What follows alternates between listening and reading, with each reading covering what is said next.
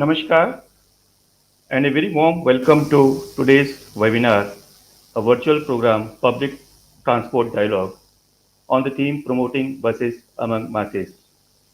This program is being organized by Elects Technomedia in collaboration with Pune Mahanagar Parivahan Mahamandal Limited, PMPML.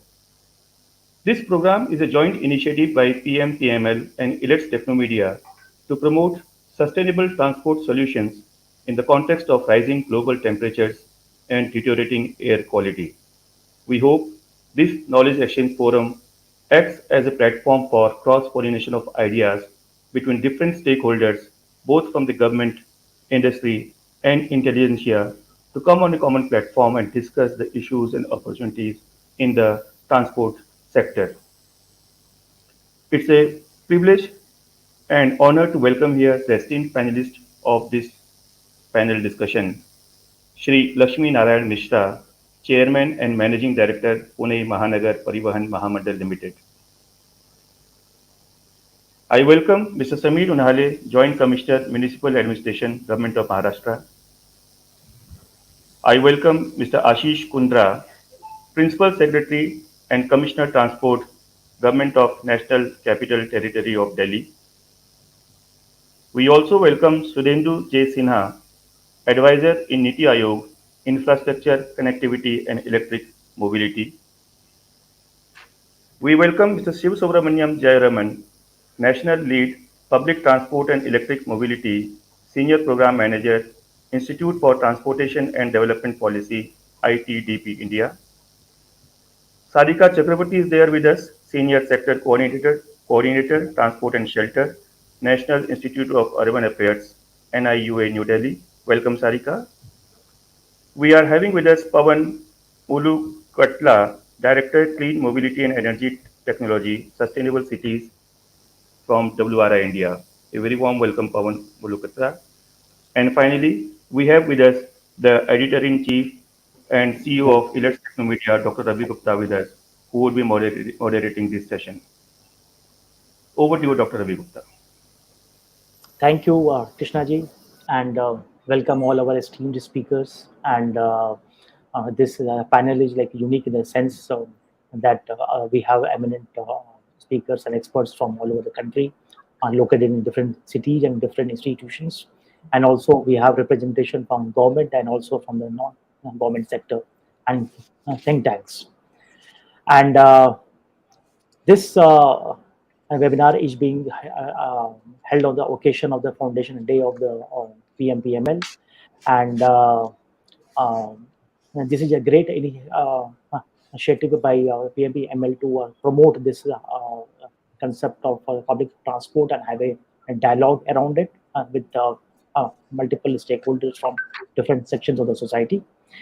And let me first of all request the CMD of PMPML to give his opening remarks and set up the context of why PMPML is taking so much public dialogues and taking so many initiatives in the city itself to celebrate this occasion, and what is the vision of PMPML in promoting public transport.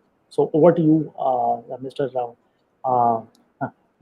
Laxminarayan, to give your opening remarks. Thank you very much, Gupta ji. So I would like to give a brief introduction about PMPML. 2007, the Pune Municipal Corporation and Pimpri-Chinchwad Municipal Corporation, they came together to form a company for the public transport in the entire area, PMRD area. Before that, they both used to have their own transport system. But after a company was formed, so its vision upgraded, its vision changed. It was not just giving service to the people. It is about giving effective service, efficient service, safe service, and moreover, technically very advanced service. So for that, this year we are celebrating its 15th birthday, 15th establishment day, and we did not have it a single day program. We had a week long program in which we experimented a lot of things. In the first day, we had some welfare activities for uh, our staff, and then we had the maximum fleet we ever have come on the road, and we checked the passenger flow, the frequency rate, and the income also. The next day, we give concessional fare to people, and we checked if the passenger, the ride has increased or not. We had a special day for women where we gave passes specifically for women. Just wanted to know if fare is an important factor in transportation of women. The next day, we had a joint MOU of a fellowship program. The fellowship program is to bring the brains of our top institutions in Pune to help and support PMPML in upgrading itself. So in that we did a MOU with Symbiosis University, top management university, College of Engineering Pune, top technological university, which offers courses like transport management, master degrees as well.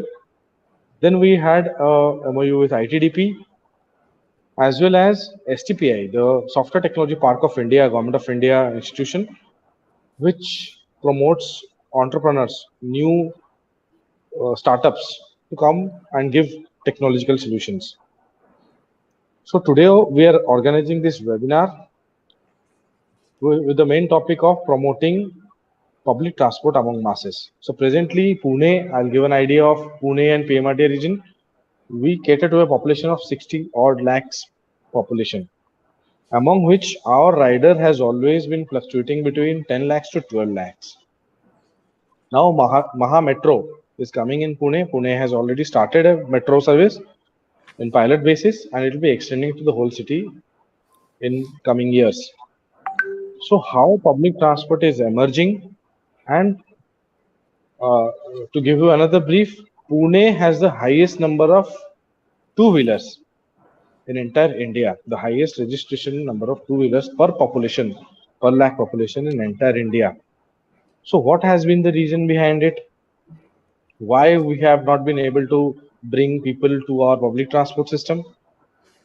And what is the way ahead, technological way ahead, how to get efficient AFCS system, efficient ITMS system, AI based route planning, application based mobile ticketing, etc. These things are in our future plans, future programs. We are also venturing into last mile connectivity through e-cabs. So suppose a person who is get down on metro, on a station, on a bus stop, bus depot, bus station, how he can reach to his home through maybe three-wheeler, four-wheeler. So for four-wheelers, we are planning for electric vehicles feeder. So this is the context why how we are planning to upgrade, and we want to have a discussion with you all to get insights what is going on in the entire India and the best practices among the world, and how it can be replicated in bringing more and more passengers to public transport, how public transport can be made safe, secure, affordable, and technologically viable. Thank you very much, Gupta ji, for giving me an opportunity for introduction. Thank you, Mr. Mishra, for your opening remarks, and you have set up the context and given a background of this webinar. And let me request Mr. Sudhendu Sinha, who is the advisor, infrastructure, connectivity, and electric mobility, and NITI Aayog, to give a perspective from Government of India at the top level, like what is the vision and thinking regarding public transport. Over to you. Thank you, Dr. Gupta. Now, as we see that one of the fastest rate of urbanization is taking place in our country. There are states where the process is so fast that urbanization itself has become a big challenge for them. And naturally, once we talk of urbanization, urban spaces, the issue of connectivity in urban spaces comes as one of the principal challenge. Now, what we see is that probably the only solution that we can think of is the public transport system. Whatever it is, it could be buses, it could be metro, it could be rapid rail, whatever it is. And probably as far as the connectivity convenience is concerned, buses play the most key role. That is the reason why in public transportation, buses are going to play a big role, and in the process of urbanization, public transportation is going to play a still bigger role. We see that government of India's emphasis is very clear.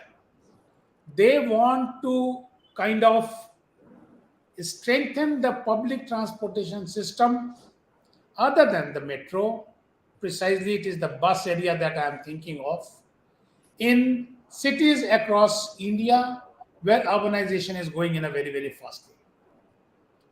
So, this brings about a challenge not only for the state government or the municipal administration as far as the running of the system is concerned, it becomes equally challenging for the OEMs to kind of set up their and ramp up their manufacturing capacity so that they are able to pull off the required number. It becomes equally important for the maintenance and that ecosystem, maintenance and allied ecosystem, to ensure that these buses are always kept in the fine fettle. And similarly, it also becomes important for the government to think in terms of what incentives, what subsidies could be given so that these buses, I mean, the choice and the chance for going for these buses are increased day as we progress along. Now, in India, as we see, especially with respect to buses, probably the total strength of buses is somewhere close to 1 lakh 80,000. Sorry, 18 lakh is the total number of buses. This includes all type of buses combined together in the country. So that is the kind of fleet. Now, when we see that what portion of this particular fleet can be used, what number out of this fleet can be used as public transportation, then the number becomes very, very small. This number is somewhere close to 1 lakh 20,000 kind of, that is what the number is.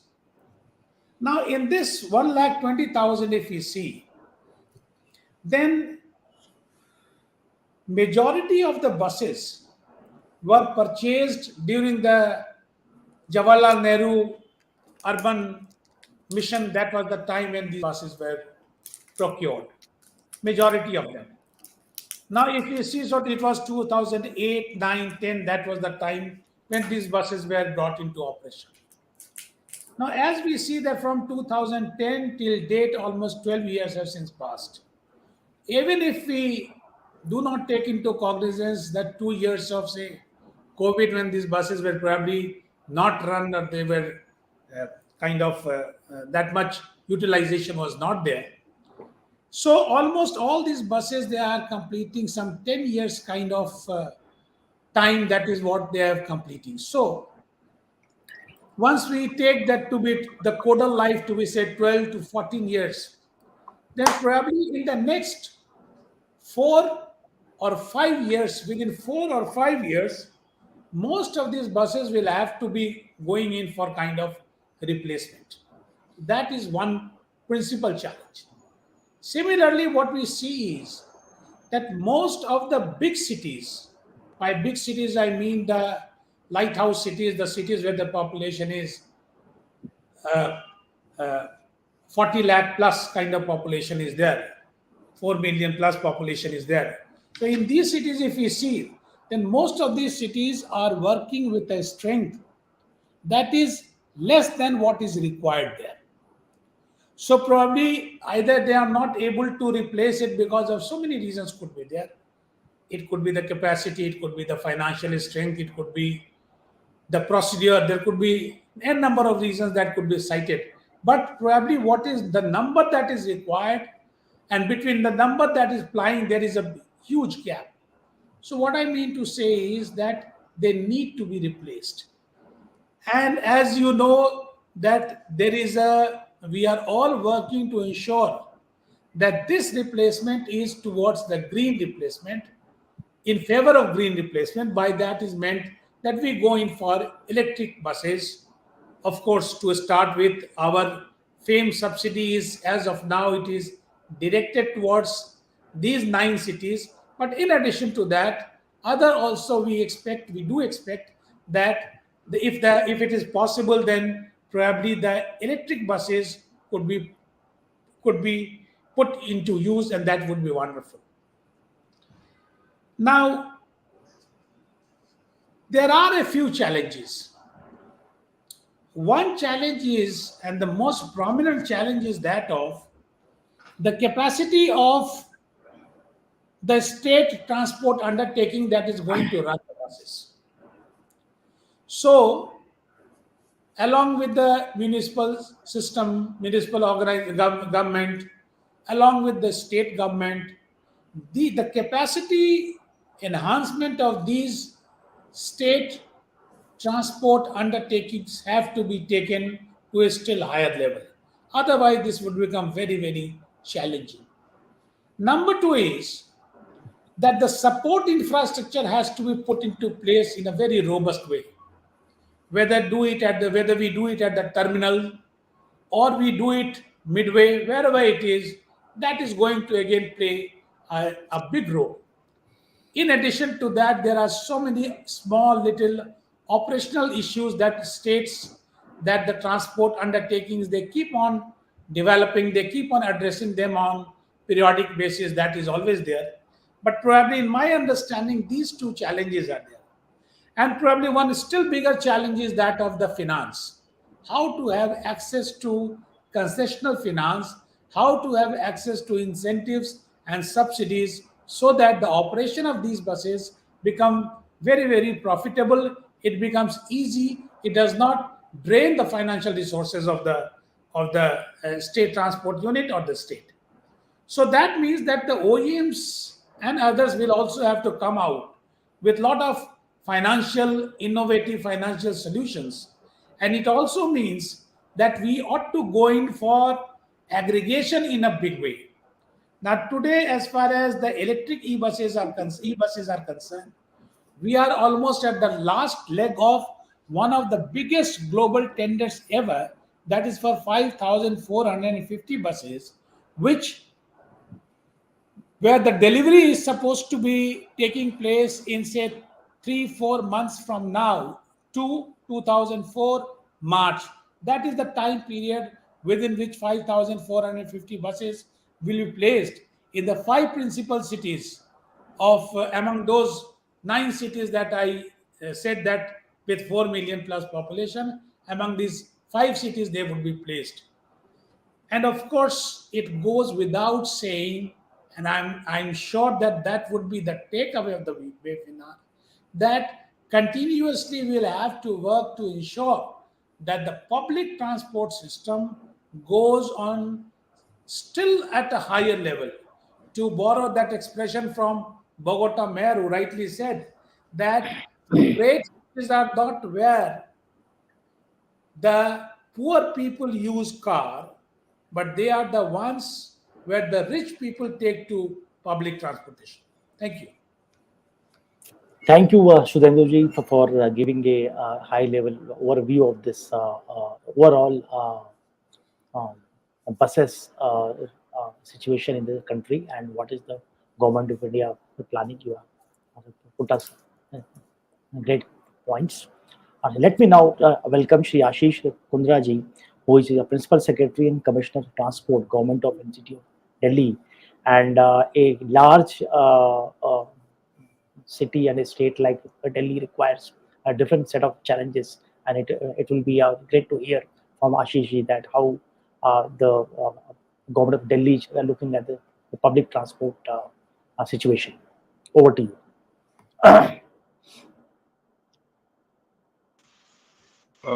Can you hear me? Yes, yes. Somehow you are not audible to me, but I hope you can Oh, hear me. yes, yes. I can hear. Like, am I audible to everyone else? Is it? Okay. So Yeah. in Delhi, we have more than 7,000 buses in our fleet, and they are all CNG buses. And as we talk, we are in the process of inducting 300 electric buses in our DTC fleet. We have floated bids which are being finalized for another 330.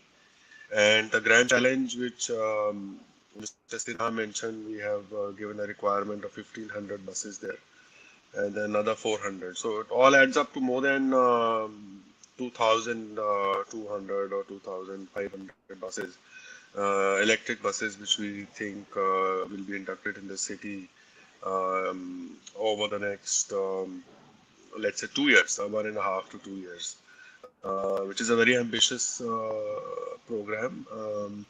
And I think, given the criticality of air pollution in Delhi, it warrants that we take certain measures of this nature.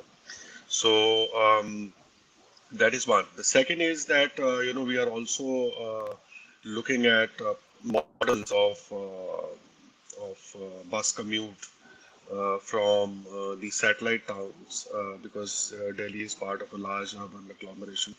So Noida, Faridabad, Ghaziabad, Sonipat, several people, thousands of them, in fact, they come to the city every day for work, and then they go back, and all of that kind of clogs up the highway and the entry points and all of that. So we are looking at, demand-based bus service solutions. Let us say something like the Uber of buses, and we will be floating bids for that shortly. The third thing that we are trying to do is to induct smaller buses because so far we have these large 12-meter buses, and we intend to induct some 300 odd buses which are for last mile connectivity and neighborhood circulators. So, like in large settlements of the city, which are slightly underserved, this would be our approach. So we have a hierarchy of bus induction strategy depending on the requirement that we are trying to serve. So I think for us, the most critical thing is getting a modal shift uh, from two-wheelers and four-wheelers onto buses. So people have hopped onto the metro in Delhi.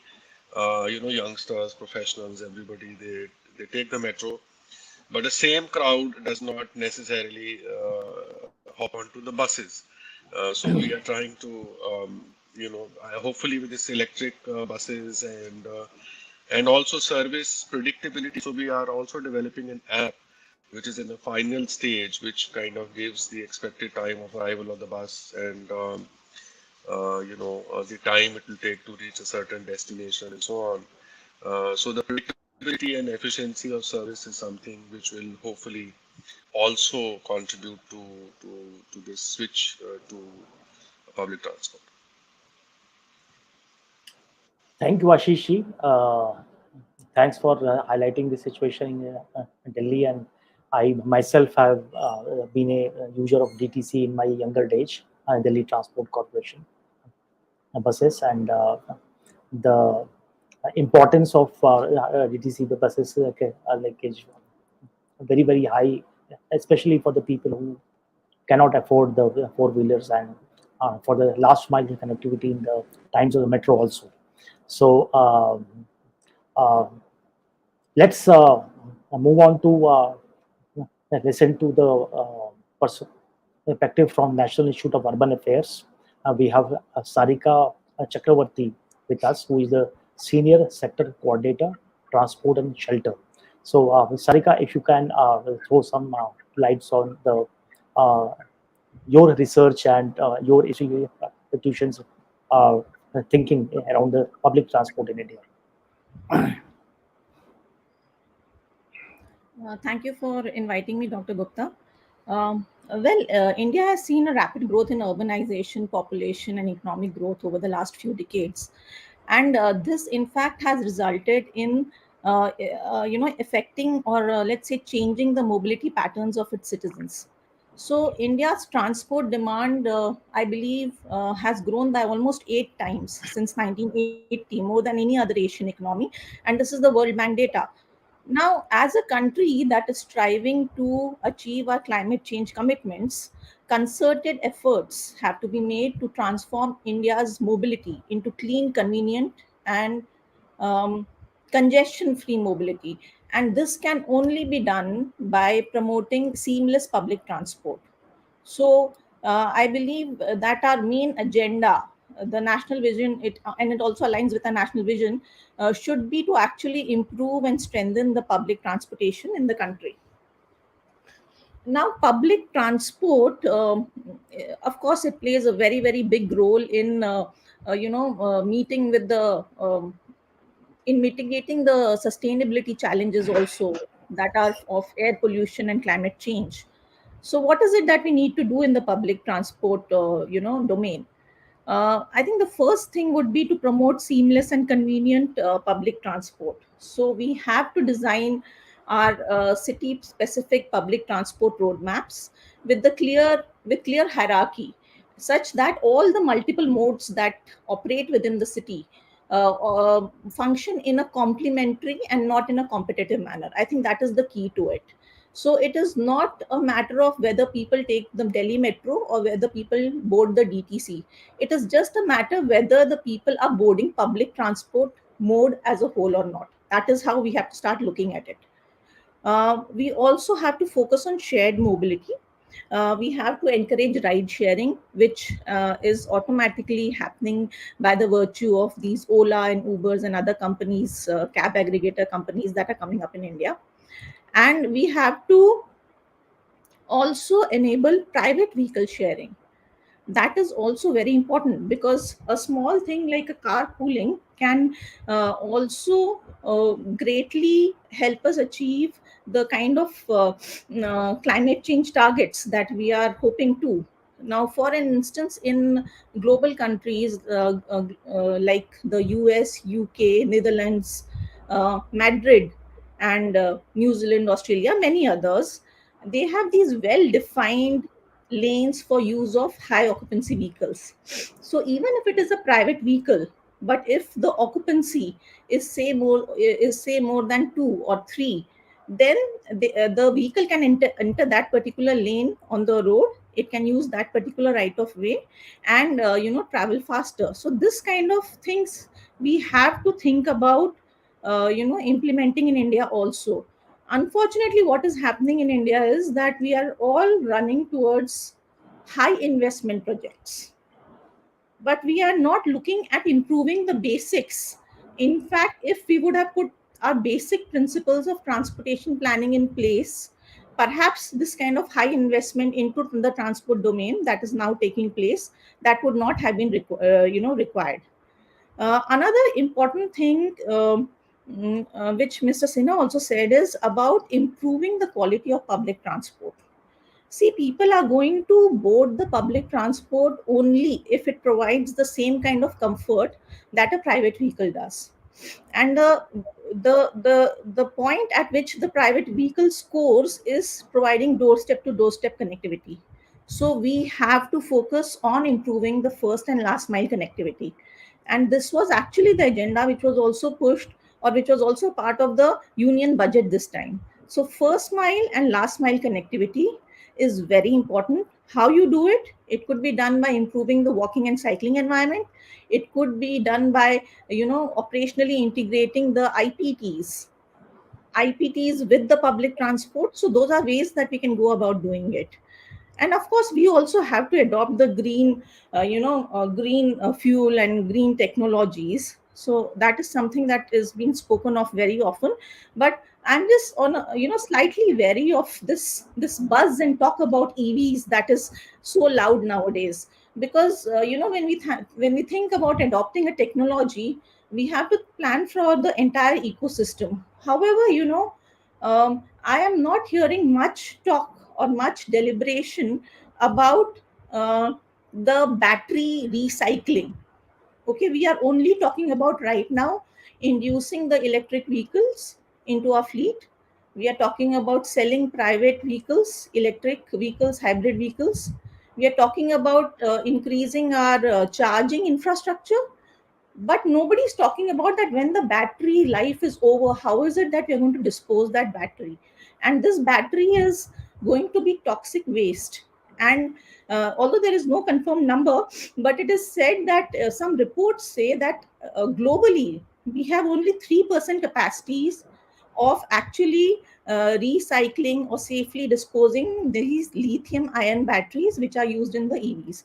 Anyway, let me not digress, but these are my initial thoughts. And why just public transport? If we have to improve the transportation or the travel environment within our urban areas, we will have to talk about freight movements also. We'll have to talk about the freight bypassing the cities. We'll have to talk about improving the intercity and intracity connections as well as the urban rural connectivity by building safe, adequate infrastructure. We will also have to talk about adopting intelligent transport systems to improve the efficiency of our transport systems. And I think the most important thing is that we have to invest in behavior change. See, no matter how you improve your public transport systems, you can also establish intermodal connectivity. You can improve first and last mile connectivity. But eventually, it is the riders, who have to drop their cars, who have to move out of the comfort of their private vehicles and give traveling in the public transport a chance. And that is going to be only by inducing behavior change. So, behavior change, in my opinion, is going to be a critical lever for initiating this modal shift that we are talking about. And there are global examples where they've shown that even there are examples where the fares of the public transport have increased. However, they have still managed to increase the ridership also because they provided that kind of a quality. And I think the best agents of change for bringing about this behavior change, in my opinion, would be the children. So like we achieved we had this campaign which started many years ago, which was about say no to firecrackers. And when the kids became conscious that no, it's bursting of firecrackers is polluting the environment, is causing air pollution. So then the parents also stopped buying those firecrackers from them, and we saw a remarkable drop in that. So this kind of a thing, I think it's the children that we have to target for inducing this kind of a behavior change. And a lot of incentives can also be given, to by corporates to the employees, etc. By which they can actually nudge the private vehicle users into using public transport. I think I'll stop here. Thank you. Great inputs, Sarika, and I think you have highlighted this behavioral change aspect, and this is a very, very critical thing. It's not easy to force people to move from the comfort of the private vehicles to use the public transport, and it is going to be a huge, huge issue in the long term. Let me request Mr. Sabir Unhale, Joint Commissioner of Municipal Administration, Govt of Maharashtra. And Ashish, I have a suggestion. Like, if you can remove that air pod and try this, then, yeah, maybe you may hear me. So let me request Samir Unhale to give the vision of the Government of Maharashtra in this sector of public transport. Yeah, Some of you. thank you very much. And at the outset, I must congratulate the PMPL team to think of such an event of community engagement and reach out to the citizens and also have a function and an event of connecting and collaborating with all the stakeholders. I think that's very important. For someone who had done schooling in Pune and who has traveled in bicycles and two wheelers and cars in Pune, so PMPL is always close to heart, and therefore it's also a different set of feeling really to talk anything on PMPL. First of all, I think when we think of public transport and cities and think of a Venn diagram, I think the issues that would come up would be public transport is not exactly a mechanical engineering problem. It's not an engineering issue to start with. I think it would be more of inclusion, more of economical issue, more of social issue, more of gender issue, more of accessibility issue, the livelihood issues. And I think this would be, and ideally it is the passenger who is the pole star for the entire discussion. It has to be the passenger and the commuter and the commuter and the commuter as the only focal point for whichever discussions that we would be making.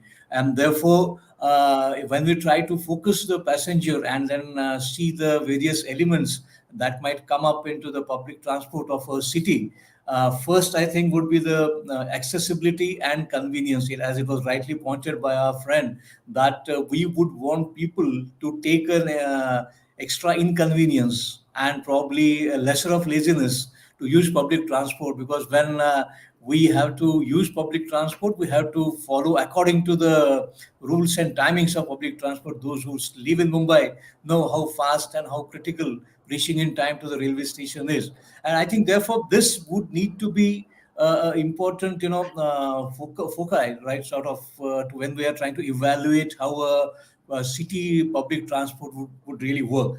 From the state perspective, I think there will be three departments which would be connected with anything with public transport. One, of course, would be the transport department. One would be the urban development department, and next, of course, would be the environmental department regarding the regulatory role which the pollution control board really plays. So I think thus we need a greater sense of partnerships and collaborations within the organization to start with. That there has to be greater flow of information, greater institutional framework of connecting and collaborating, of sharing information, of sharing concerns, and also probably considering each other's data points into the policy formulation that each department would be making and also operationalizing them. So I think this would be something which will be important starting point, that we require more collaborations amongst the department of the same level of government, and also all the three tiers of government when we are trying to think of passenger as the pole star for public transport.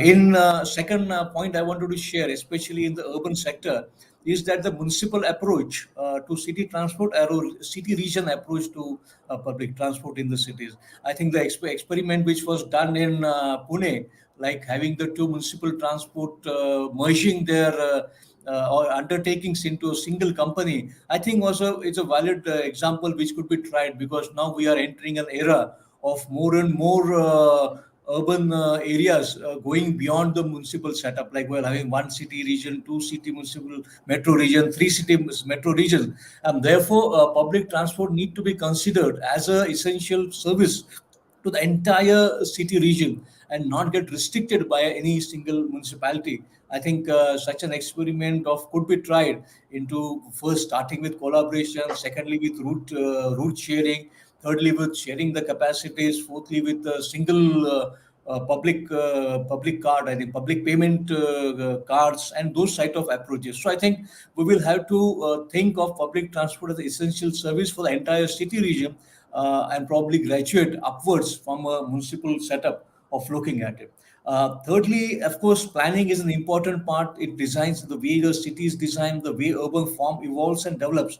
Therefore, I think various approaches were tried. I think Pimpri Chinchwad was one of the first cities who tried with a transit-oriented development framework. So I think the newer planning tools and instruments that are available for the planning authority needs to be tried. Earlier organizational and institutional setup that is available, right? The UMTA, the Metropolitan Transport Development Authorities, will have to be more activated and mainstream into the policy making and also the some part of regulatory issues.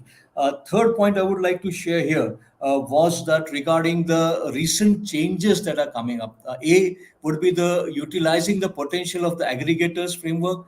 So we don't think only of one urban transport or one public transport undertaking or one mode of public transport, or whether it's done by the municipality or by the state government or by the private sector. But this back-end integration, seamless integration and seamless experience to the passenger or commuter when he's traveling in his city, I think needs to be really tried. And I think in this way, the ITC and the information technology issues and the advanced maybe analytics would be of great help. And thus the use of technology for urban public transport in urban systems, including the bus services, is going to be an important point. I think that we will have to also consider. And lastly, I wanted to really to share is that the when we try to consider any public transport issues, and yes, finance is there. We have our esteemed members talking also on the electric mobility, electric cars, electric public transport, electric private transport, and yes, as we all know, electric cars were invented before we had petrol and diesel cars. So it's not that something that we are trying to, bring in a new invention called electric cars. It existed before the petrol and diesel cars. So probably it's an eternal recurrence that probably we cannot escape. But yes, beyond that, public transport and role of public passenger buses, electric or otherwise, air conditioned or otherwise, is going to play a very important role in the social and economic aspect of city living for especially the urban poor, those who cannot, because we saw during the COVID times when the due to the certain social distancing protocol, we had to think of almost stopping public transport. It created a great amount of stress onto the urban poor, apart from the loss of livelihood and the ability to access to various social and economic services from the cities. So the role of public transport and buses in any of the Indian cities is going to be very crucial and important. And I think this experience sharing and also exploring the possibilities, newer possibilities, exploring the innovations, and probably trying to think beyond the maybe. As we are with government, we know the processes have to be followed. There has to be approvals of the competent authorities, and due process has to be followed. But probably we'll have to think of allowing newer experiments and innovations to be tried without getting audit points. Also, I think that would also be a important internal development or innovation that needs to be done. So by and large, sir, I think I would stop here and thank for the opportunity here to share some of the state perspectives, and I also hope that we have more and more of these kind of interactions and sharing of the ideas and probable implementation of such ideas into the day-to-day functioning of city life. So thank you very much, sir. Thank you, Samirji, for giving the state level view on the subject. And let me request Mr. Pawan, who is the Director of Clean Mobility and Energy Tech Sustainable Cities for World Resources Institute, India, WRI. Pawan, over to you. Thank you, Mr. Dr. Gupta. I think couple of things we are seeing, right? One is that we are seeing electrification of public transport in India at a scale. We so far have already more than 1,200 electric buses that have been deployed in more than 20 to 30 cities. And we are also talking about, the largest tender was released where the demand was aggregated across more than 5 cities, where we're talking about deploying more than 5,000 electric buses over the next 12 to 18 months. So I think we are seeing a lot of progress in terms of how public transport electrification is going to play a big role. What we should also see is that electrification is an opportunity today to actually improve the bus-based transport system. We all know that roughly about pre-COVID numbers, on a daily basis, more than 68 million passengers use or trips were being done on buses. That is the power of the bus-based system, which is like really carrying, literally the entire urban mobility relies on how in cities is based upon buses, and different schemes have been supported, but the challenge still remains. There are issues of financing is a big time challenge, and we have now discovered GCC contract and electrification through FAME scheme as a measure to really improve public transportation.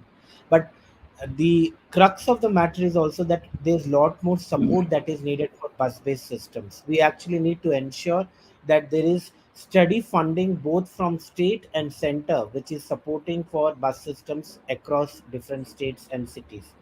We all know that public transport by itself doesn't is not a profit making business, and it shouldn't be, because it is a service that is being provided to the citizens. And given that those services are used for, many of them, it is a means of travel to work, travel to education, travel to, to access different opportunities. And the challenge there remains that, we see that uh, three four things which we have highlighted over years. We still have so many taxes that are levied on bus based systems.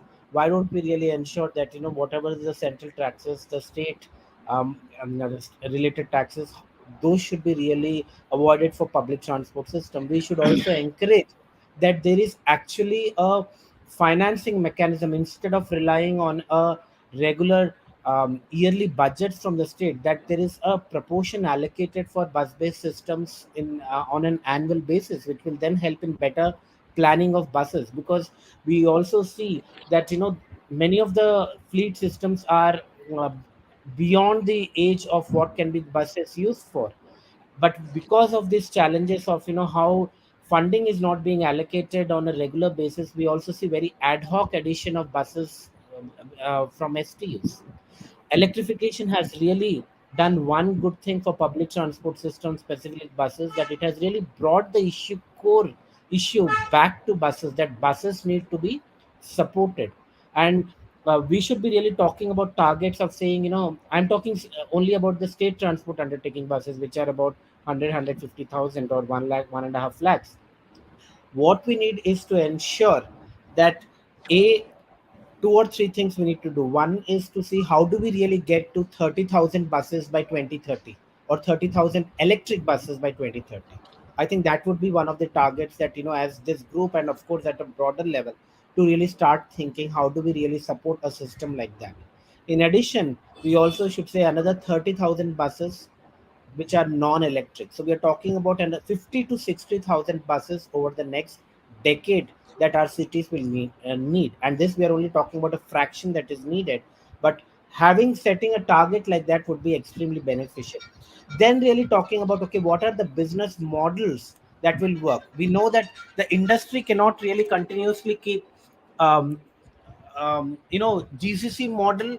We also have to see how far it will be successful, because the challenge is that OEMs will also find it difficult to really say that we want to have assets on our books for next 10 to 12 years. So we also need to discover what are better models. How do we really mitigate risk in the system? Right now we are in the process of mitigating technology risk, and that's what FAME scheme is doing. That by giving subsidy, it is really bringing down the prices, and the GCC contract is enabling STUs not to take that burden. But we also need to rediscover further the funding options is one thing. The second is how do we really discover the business models to ensure that there is constant induction of buses in the system. And third is obviously how do we improve the planning and operations. One of the challenges that we face is the allocation of depot and terminal spaces.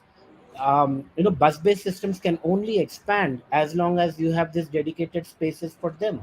Without depot and terminal spaces, it's very difficult to really bring new buses. We In fact, in Bombay, this is a very classic example. They didn't have a new depot for almost 18 years, and that was the reason that BST was not able to expand their services. We have seen similar example with DTC also in Delhi. So state government has to be also proactive in their comprehensive mobility plan and in their master plan to really say allocate spaces. Bangalore has done really well that they allocate terminal and depot spaces from time to time to ensure that new buses can be inducted, and this has helped to expand the services in Bangalore. So the third point is that we need to ensure there is this land bank for depots and terminals to really expand, and the fourth is improving the operations and planning processes within the transport undertakings. I think how do we really leverage technology? We have talked about so many ITS systems, but when the private sector is able to really bring in such a sea change through technology and applications and how they really manage their assets, why do we see that there's still, I'm not saying that we have not SQs have not implemented, but in spite of that we see still a challenge where the technology is not leveraged to its full potential.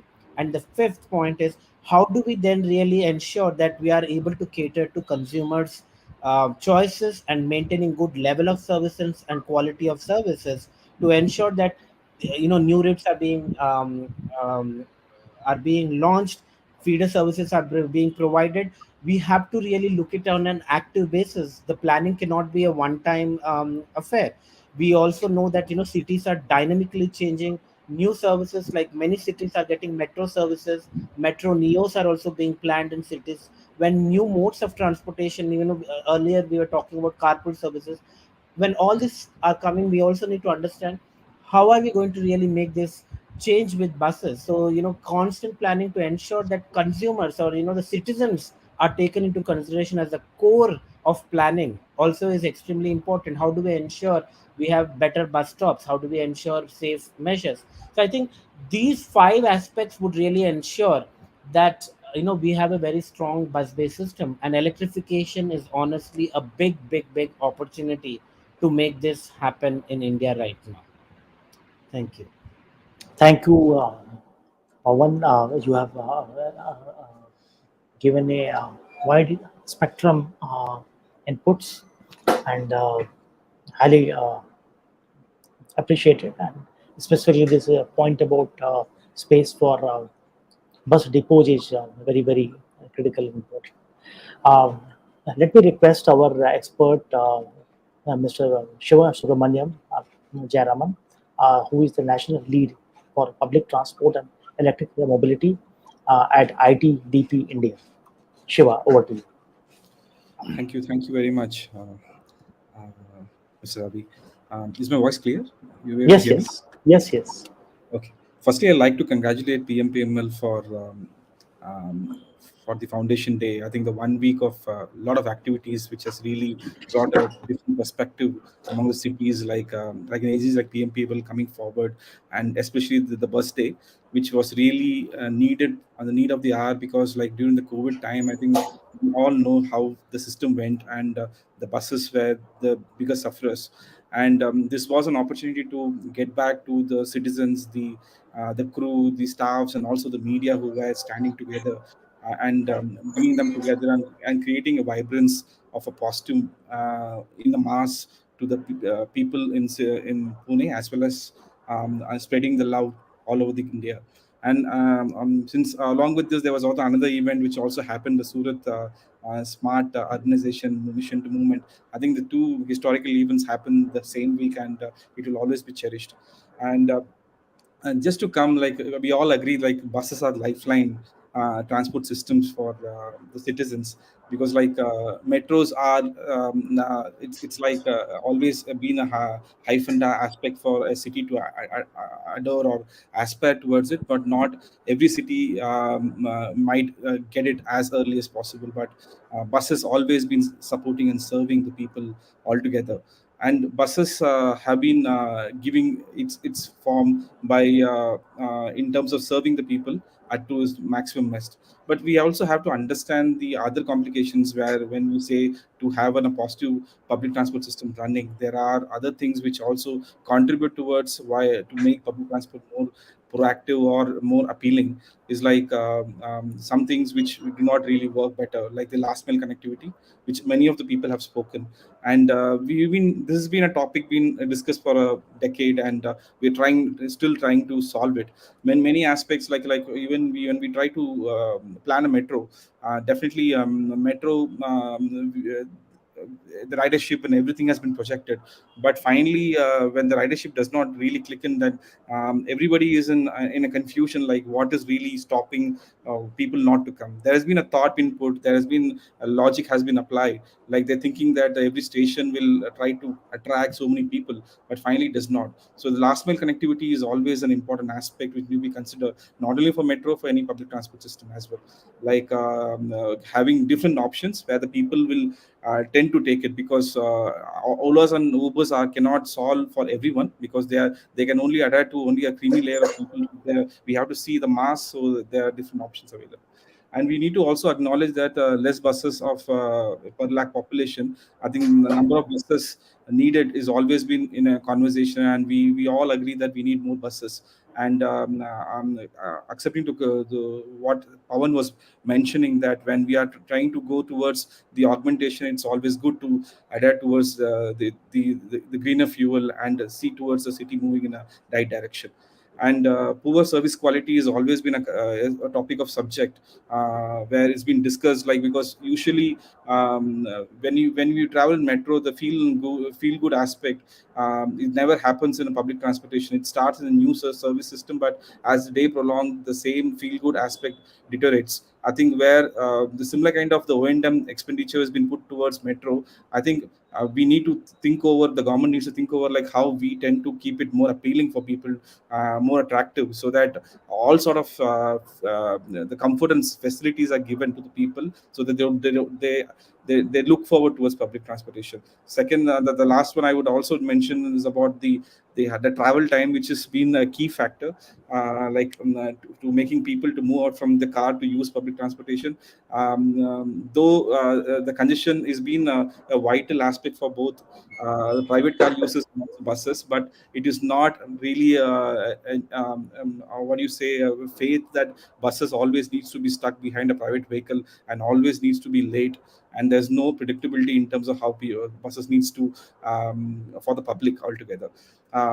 So eventually we have to move towards, because we have moved from 2G to 4G, and if somebody is offering you 2G service, you may not like it. So similarly, the citizens requirement is also aspiring, and we need to see that we cannot offer the same type of bus services before, and we need to really upgrade ourselves, especially giving dedicated service system. And also this brings to a point, like when we talk about public transportation, there are different audiences. Even in bus, there are different audiences. There are people who use general service, there are people who use deluxe service. For example, our recent public consultation we were having for one of the BRTS system, where during the conversation we mentioned about we're going to have a deluxe service system in the corridor. The people there came forward and asked us, "Are we going? What about our buses, the general services?" We said, "No, we're going to stop general service. We're going to have deluxe services so that it will upgrade and encourage." They're saying, "Sir, we cannot afford deluxe service." So we need to accept and take it that there are people who have different audiences, so that this logic of complement versus compete, it's a topic of debate. Like even the metro is running, I think there are people who really want it because the fare difference really matters. For example, in 2019, when Mr. X the chief of transport of LT had come to in Chennai, we had a conversation with him. So we came to know that the fares, especially for metro and buses in Singapore, are same, but still the data showed that there are more people traveling in buses than the metro. But that was the real state. Like we were thinking metro is been dominating in Singapore, but the data really disproved, saying that people still are moving towards public transportation. So that brings a lot more, and technology, which really plays a very important vital role, which will bring the mobility as service is something which we've been talking for quite a long time, and we really want that sort of thing. Because if I want to do a long distance booking, I know that I need to go to make my trip, where it gives me all sort of package together. But the similar kind of aspect is people always wants for a city level commute as well. So we recently working with the ministry on a transport for all challenge, where we're trying to work with cities of 140 to understand and creating digital tools which are very much indigenous towards the city specific requirement. Usually when we talk about technology, we come with a ready-made technology, we try to adapt, and many places it's been always a learning. And we foresee that this is a time where the startups needs to get the opportunity to work with the city in terms of understanding the need and requirement and what sort of needs are given. And we also have made sure that city comes with their problem statements, city tells about what they need, and that will give the right aspiration that one city's need may not be the requirement of other cities need. So, and that also brings a lot of data learning. We have been communicating with a lot of surveys, especially the commuter survey, public operator surveys, almost like 2 lakh surveys we've been done all over the country. Almost 50 cities have come forward to undertake the survey, where the cities themselves have done this. And Pune is been very upfront, in especially in the T4A. And these sort of things will make the city citizens and also the government to understand the need of the city, because usually we have the mindset that this is what we can solve, but when we go to citizens need, the perspective will be different. So it is always to come together and work together and ensure that we try to solve and make public transport the most preferable mode, and that's the way we look forward. Thank you. Thank you, Shiva. You have again touched a range of issues, and very important that you mentioned about 2G and 3G and 4G, that customer expectations are increasing and changing every day. And the public transport has this need to meet this uh, challenge of different type of customers. So we are like almost 1 hour in this panel, and so I will we will go for the closing remarks of each of the panelists, and especially I will request the panelists to talk about what are yeah, the key recommendations or suggestions they have for a promotion of public transport, so that like we can document it, and of course we can disseminate it so as much as possible. So let me also change the order of the speakers a bit to keep some variation. So requesting Mr. Ashish Kundra, Principal Secretary of Transport Delhi, to speak briefly about his vision and recommendations, suggestions. Yeah, so as I was mentioning earlier, that for enhancing the usage of bus transport in Delhi, number one is to improve its reliability and predictability. Number two is to look at demand-based service as solutions rather than fixed route, fixed stop model, which we follow in certain cases. And then also to integrate last mile connectivity solutions for end-to-end kind of usage of the buses. So coming to the bus stop and from home, and then vice versa, is what will kind of make it tick. So I think uh, broadly these are the areas that we're looking at. I mean, in terms of quality of buses, in any case, there has been a significant improvement over time. And in Delhi at least, we no longer have the diesel buses at all, and now we are inducting only air-conditioned low-floor buses. So quality-wise, it's not a problem, but it's only about perception. Somebody said that you have to work on behavior change, but I think ultimately it's economics which will drive that change. If I know there is a reliable service which I can opt for, which is cheaper on my pocket, certainly I'll go for it. So that's where the game Sure. lies. Thank you. Fantastic, Ashish. And also remember from my Delhi experience, like when I used to travel in DTC, that there was a era of blue line and red line buses, and uh, and uh, uh, like they had become very famous for the accidents they were causing. So I think like there were challenges of also engaging the private sector operators in these the public transport systems, which I had experienced personally in my youth. So like, I'm not using it like right now, so I can't comment on it. But that's what I remember. So like, yeah, it's what I will highlight this point also here. And yeah, Yeah, that requesting, was that yeah, was, I think, a Ashish, fault yes, of the context, people to kind of yeah. Anyway, yes. So let me request Sarika from NIUA to like give your recommendations and closing remarks. Sarika. See, I'm nothing much to say. I just think that we have to look at the system as a whole.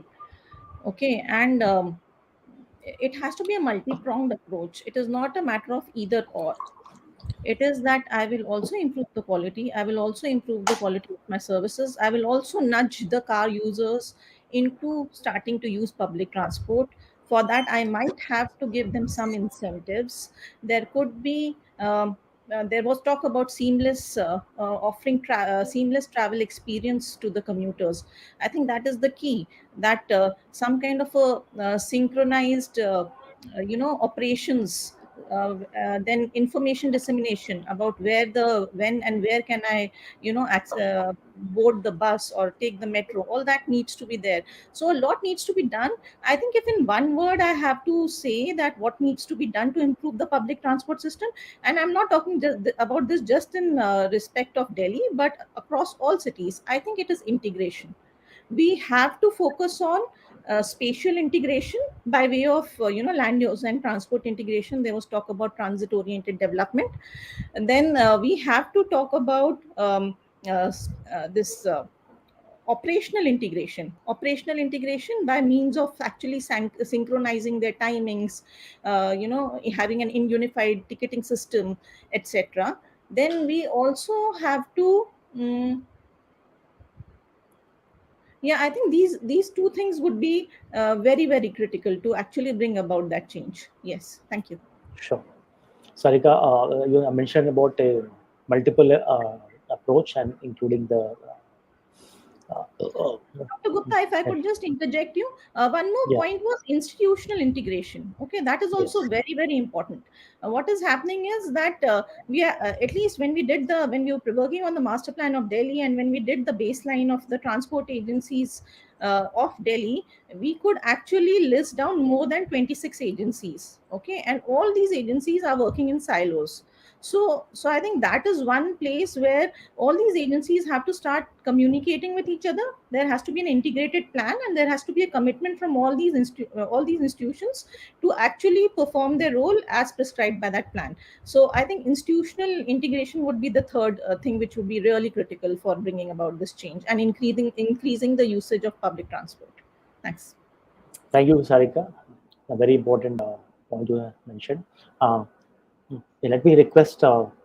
Sinha from NITI Aayog to please give your closing remarks. Okay, Dr. Gupta, if I could say that whatever our expectations are, that is correct, but that will be based only on the capacity. On it, there should be a continuous capacity building of the state transport undertakings.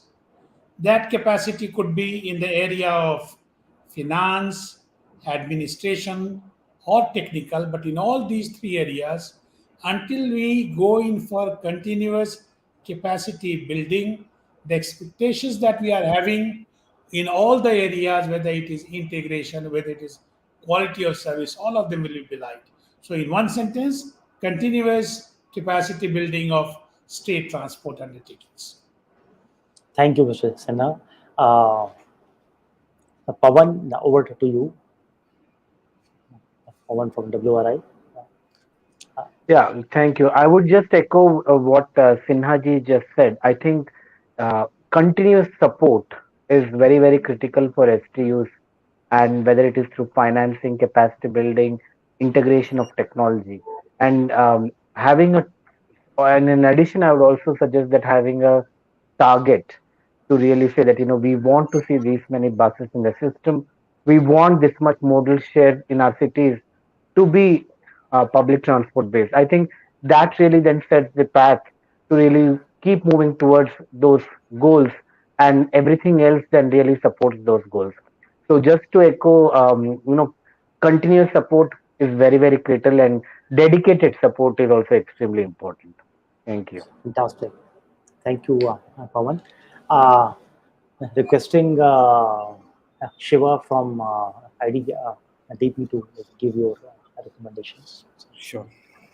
I think again I'm going to echo what the other people have said, but one of the important things is the multimodal integration, which is very needed because now the various options have started coming, and people are trying to explore, and that will be the only way forward for people to have a choice of mode, because you cannot adhere to one selective mode.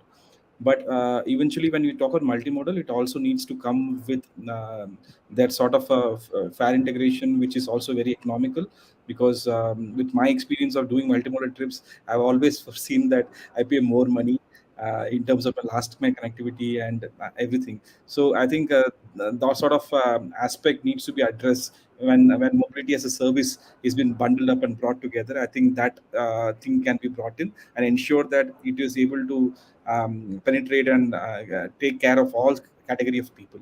Secondly, I would like to mention that EV, we are in the EV era and we just started with it and things are happening good.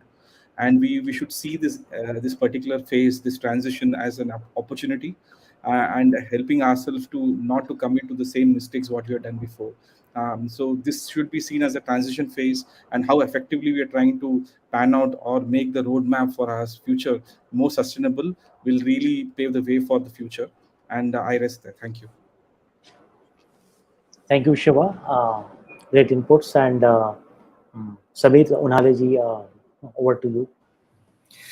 Yes, I think it was very interesting to hear most of the points, and as was pointed out repeatedly, it is echoing, what we really thought should be happening. So it was great to have a sort of consolidation of the ideas. Secondly, I think despite our planetary urbanism, ideas about planetary urbanism, there is some Indianness in our cities, and over reliance on techno-economic frameworks, maybe from the European or North American ideas, may not exactly cater to the needs of our masses and their needs and their emotions, their psychology, their cultural needs.